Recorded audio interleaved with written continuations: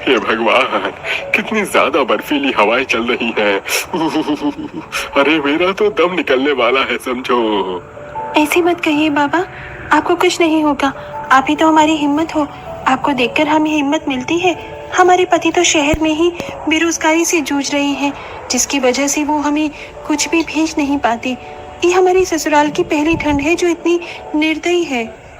रीमा ऐसे बोलकर उदास सी हो गई। ये कहानी है सुमित्रा की 5 जुगाड़ू बहुओं की, जिनकी अपने ससुराल में पहली ठंड थी, और वही ठंड उनके ऊपर किसी कहर से कम नहीं पड़ी थी। उनके पति शहर में काम की तलाश में थे, जिसकी वजह से उन्हें अपने परिवार की खबर भी नहीं थी। किराया न देने की वजह से 5 बहुओं और उनके सास ससुर को घर से निकाल दिया गया। सभी परेशान ही थे कि तभी रानी बोली, अच्छा चलिए, अब ये सब छोड़िए, जो होना था सो हो गया। अब तो हमें आने वाले कल को बेहतर बनाना है। ठंड हर एक दिन के साथ बढ़ती जाएगी और ऐसे में हमें जल्द से जल्द अपने लिए ठिकाने का इंतजाम करना होगा। रानी की बात से सभी बहुओं ने गर्दन को हिलाया और फिर वो सभी भटकने लगे। काफी देर गांव की सड़कों पर भटकने के बाद भी उन्हें कोई ठिकाना नहीं मिल पाया, और फिर वो सभी गांव के खेतों के इलाके में आ गई, जहां सबसे बड़ी बहू सीता को एक आइडिया आया। माँ बाबा आइए, सभी यहाँ आ जाइए। अरे बहू, तू हमें यहाँ क्यों ला रही है? एक तो पहले ही इतनी ठंड है और ऊपर से इस ओस की जगह में लाकर हमें मरवाना चाहती है। अरे माँ जी आइए तो सही, ये जगह ऐसे ही ठंडी नहीं रहेगी। गीता, मैं क्या सोच रही थी, यहीं पर इस भूसे और लकड़ी वगैरह से एक छोटी सी कुटिया बना लेते हैं।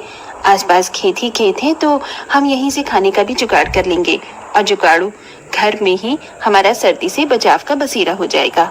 सीता की बात को सुनकर सभी जुगाड़ू बहुओं का भी दिमाग चलने लगा, और उन्होंने अपने सास ससुर को वहीं घास पर बिठाकर काम शुरू किया। 2 बहुएं जुगाड़ से लकड़ी लेकर आईं और 3 बहुओं ने वहीं घास फूस से झोपड़ी बनाना शुरू किया। कुछ ही देर में उनके सिर छिपाने लायक जुगाड़ू झोपड़ी बनकर तैयार हो गई, जिसमें उन्होंने अपने सास ससुर को बिठाया। माँ बाबा, आप यहाँ अंदर बैठ जाओ। बाहर गीता भाभी आग जलाने का इंतजाम कर रही हैं। जब आग जल जाएगी तो कुछ देर बदन सेक लेना, ताकि कंपन कम हो जाए शरीर की।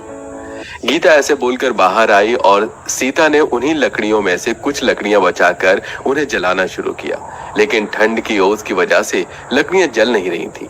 क्या बात है भाभी, अभी तक आग नहीं जली? नहीं गीता, सर्दी इतनी है कि लकड़ियों के अंदर तक सीलन है। अब क्या करें? ये एक माचिस ही है मेरे पास, जो भी खत्म होने वाला है। ये मौसम की मार जब पड़ती है तो कहीं का भी नहीं छोड़ती। अच्छा भाभी, अब हमें इसमें भी जुगाड़ ही करना होगा। मेरे पास एक उपाय है। गीता ने अपने दिमाग को चलाया और आग जलाने में भी जुगाड़ किया। उसने पेड़ से सूखे पत्ते तोड़े और उनकी ओस को अपने पल्लू से साफ कर दिया। फिर उन पत्तों को उसने लकड़ी के ऊपर बिछाया और उसमें आग जलाई। जैसे जैसे पत्ते जले, उतने में ही लकड़ियों ने भी आग को पकड़ लिया और अच्छी खासी आग उन्हें मिल गई, जिस पर दोनों सास ससुर ने अपना बदन सेका। वाह, मैं बड़ा खुश नसीब हूँ जो मुझे इतने तेज दिमाग की बहुएं मिली। लेकिन अफसोस, मैं तुम्हें एक अच्छी जिंदगी नहीं दे सका। क्या बाबा, आपने आपसे और जिंदगी से इतने शिकवे नहीं रखते? जो भी हमारे पास है उसी में ऊपर वाले का शुक्र है। सही कहा। अच्छा बहू, अब कुछ खाने का भी जुगाड़ करो, बहुत भूख लग रही है। अपनी सास की बात सुनकर 5 बहुएं सोच में हो गईं। भूख तो सभी को ही लगी थी, इसीलिए उन 5 ने खाने के लिए भी दिमाग चलाना शुरू किया। हम क्या खाएंगे? हमारे पास तो पैसे भी नहीं है, फिर कैसे हमारा पेट भरेगा? मेरी बात सुनिए गीता भाभी, मुझे लगता है आसपास इतने खेत हैं, तो क्यों ना इन खेतों में से ही कोई ना कोई सब्जी का जुगाड़ कर लिया जाए।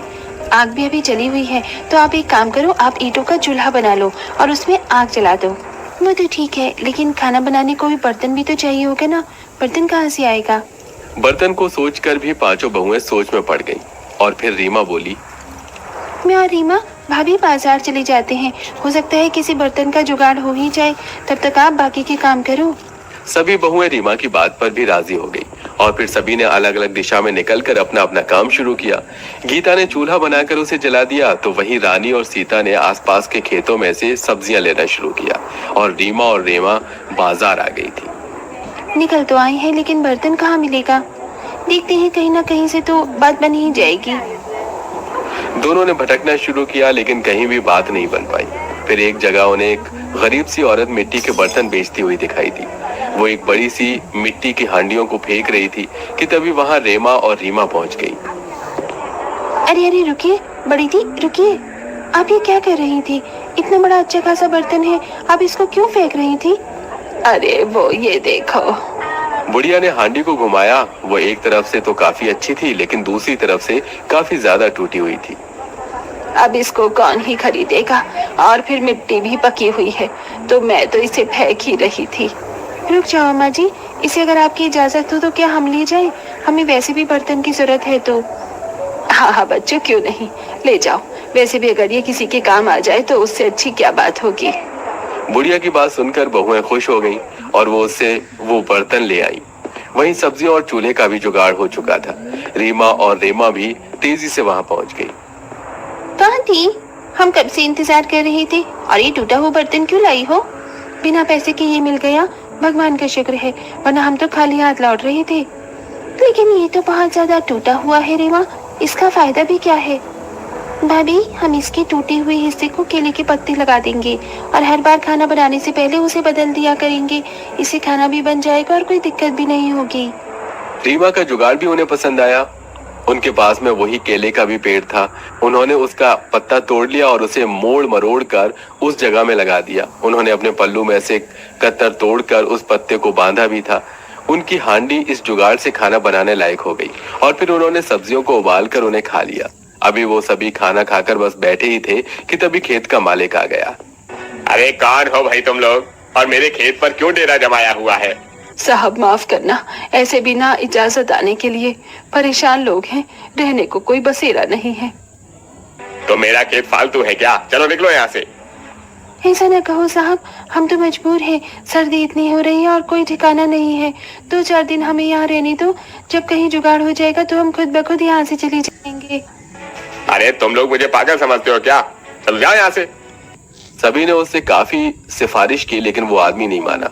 आखिर उन्हें अपना सब कुछ छोड़कर वहां से भी आना पड़ गया। अब वो लोग बस चलते जा रहे थे। ठंडी हवाएं उनके तन को चीर रही थी, लेकिन वो सभी उनका डटकर सामना कर रहे थे। और चलते चलते वो एक ऐसी जगह में आए जहां आसपास कोई घर नहीं था। बस बंजर खाली जमीन और पेड़ पौधे ही आसपास थे। दुनिया के बीच में तो बस पैसे वाला ही रह सकता है। चलिए माँ जी, क्यों ना इस जगह पर अपना बसेरा बनाया जाए। यहाँ पर? लेकिन ये जगह तो बहुत सुनसान है, आसपास कोई घर भी नहीं है।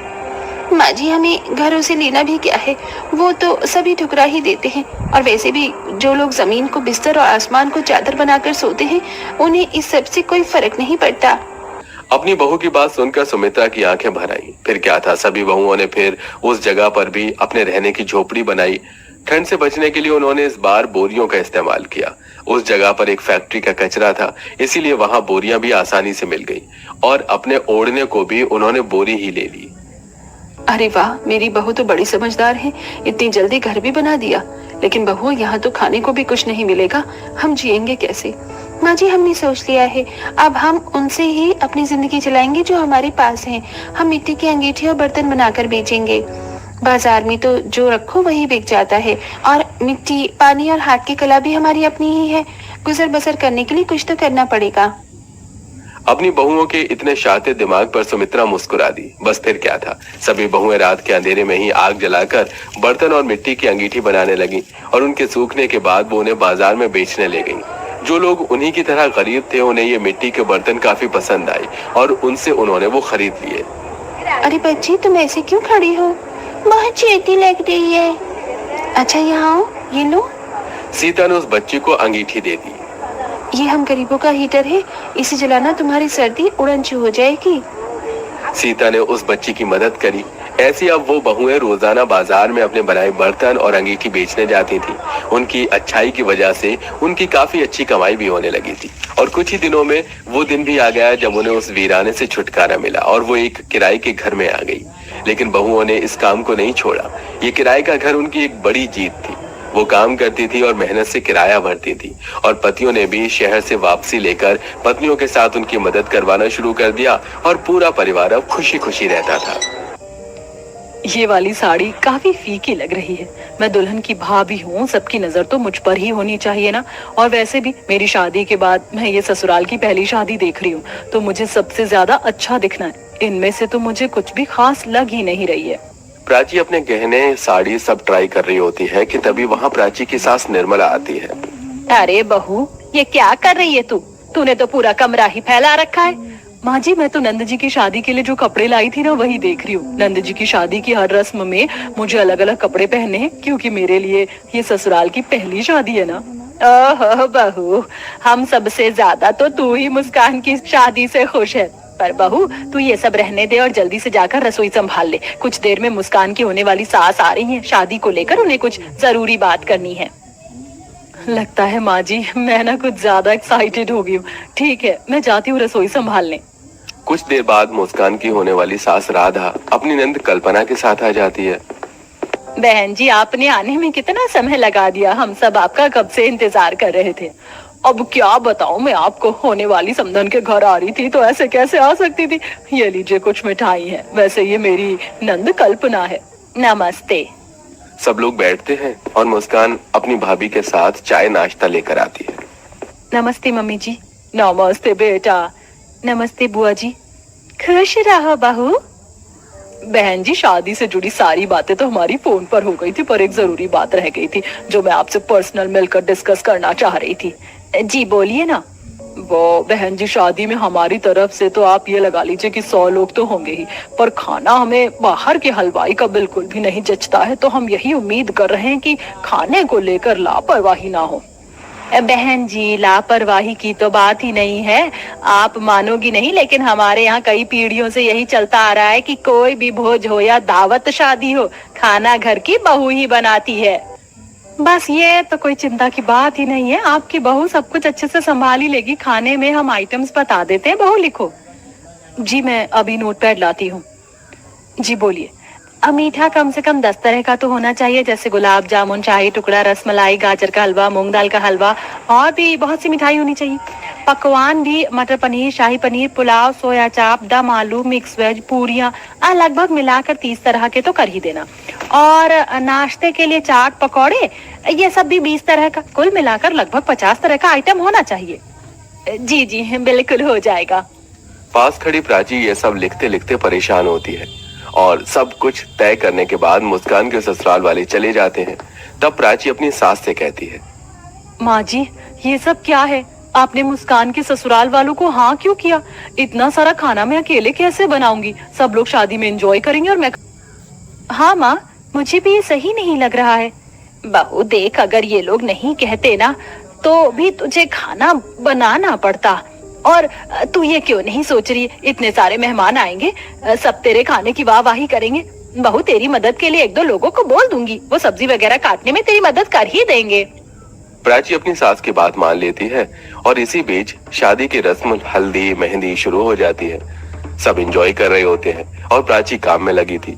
इसी बीच खाना बनाने के लिए कट्टों में सब्जियां, आटा, बासमती चावल आने लगता है। ये सब देखकर प्राची को काफी चिंता होने लगती है। इतना सारा सामान ये सब मुझे बनाना पड़ेगा। मुझे तो अभी से ही कमजोरी हो रही है, पता नहीं कैसे शादी के दिन इतना सारा खाना बनाऊंगी। वैसे अगर मैं इनमें से कुछ चीजें गायब भी कर दूं और बाद में बोल दूंगी कि लास्ट टाइम में, अब ये कहाँ से आ सकता है, तब तो माँ जी भी कुछ नहीं कर सकती हैं। प्राची कुछ सामान स्टोर रूम से गायब ही कर देती है और अब गुजरते वक्त के साथ शादी का दिन आ जाता है। निर्मला सारा सामान छत पर पहुंचा रही होती है कि प्राची बोलती है, माँ जी आप सारा सामान छत पर क्यों पहुंचा रही है? गर्मी हो रही है कितनी। बहू छत पर काफी जगह है, 5 चूल्हा लगाकर खाना बनाएगी तो जल्दी बन जाएगा। लेकिन ये सामान कुछ कम नहीं लग रहा है। मैंने तो चावल के 5 कट्टे मंगवाए थे, यहाँ 2 ही हैं। माँ जी सामान लाने की जिम्मेदारी तो आप ही ने ली थी, इसके बारे में मुझे कुछ नहीं पता। कोई बात नहीं, अभी ये सब बात सोचने का समय नहीं है।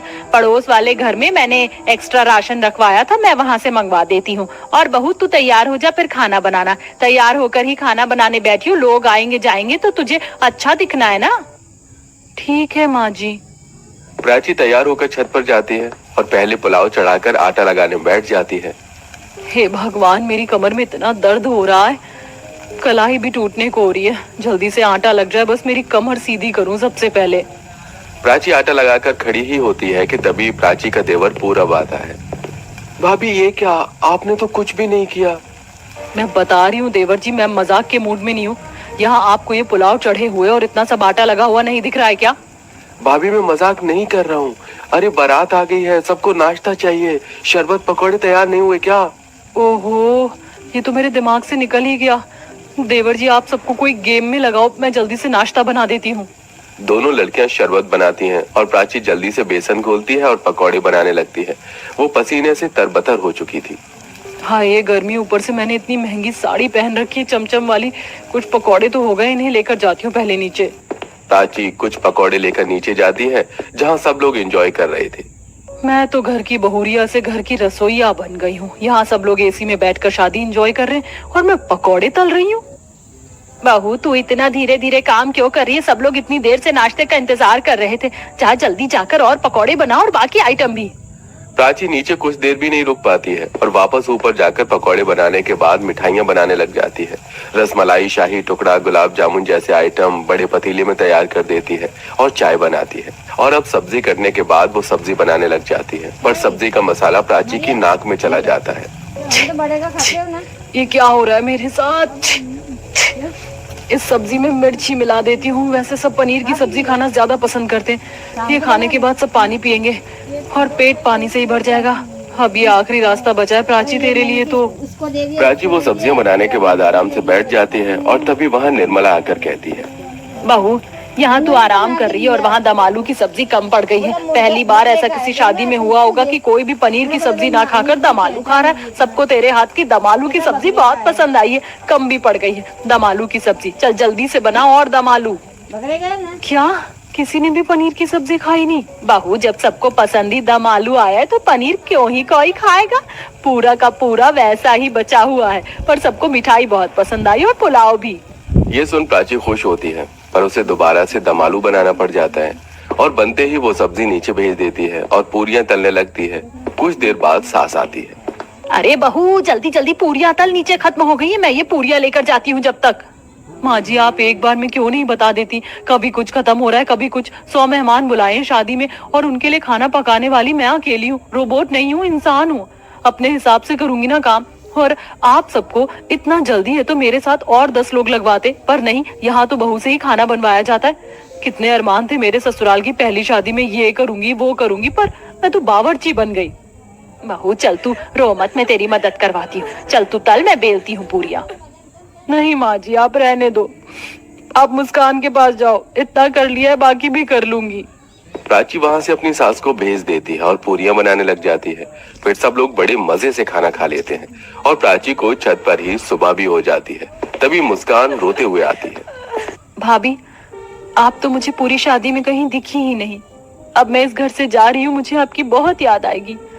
मुझे तुम्हारी याद तो पता नहीं, लेकिन ये शादी जरूर याद रह जाएगी। चलो तुम अब विदा होकर जाओ अपने ससुराल। माँ जी मैं जा रही हूँ सोने, कोई मुझे आज पूरे दिन उठाएगा नहीं। बहू तूने कुछ खाना नहीं खाया है, खाना तो खा ले। माँ जी मेरे पूरे शरीर ने अच्छे से खाना खा लिया है।